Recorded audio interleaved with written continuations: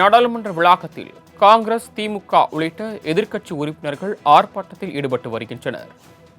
கூடுதல் விவரங்களை சிறப்பு செய்தியாளர் ஜீவபாரதி வழங்க கேட்கலாம். ஜீவபாரதி, விவரங்கள்.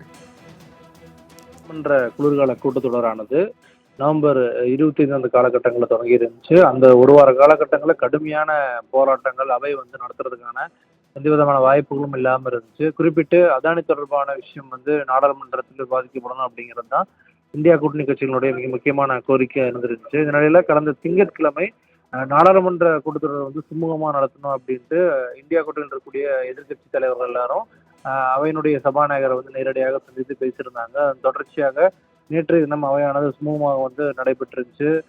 குறிப்பிட்டு பல சட்டத்திருத்த மசோதாக்கள் தாக்கல் செய்யப்பட்டிருந்துச்சு, விவாதங்கள் நடந்துருச்சு.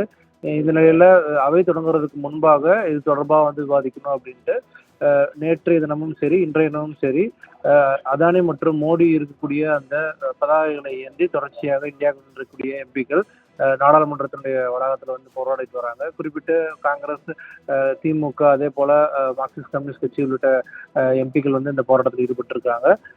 இன்றைய தினம் நாடாளுமன்றத்தில் மற்ற பல மசோதாக்கள் தாக்கல் செய்யப்பட இருக்கக்கூடிய நிலையில வெளியில் போராட்டம் செய்ததுக்கு பிறகு உள்ள அவை சுமூகமாக நடத்துறதுக்கான ஒத்துழைப்பு கொடுக்குறோம் அப்படிங்கிறது தான் இந்தியா கூட்டணி கொடுத்திருக்கக்கூடிய ஒரு ஒரு வாக்குறுதியா இருக்கு. அதன் தொடர்ச்சியாக இன்றைய தினம் அவையானது கூட இருக்கு. தாங்கள் வழங்கிய விரிவான தகவல்களுக்கு நன்றி ஜீவபாரதி.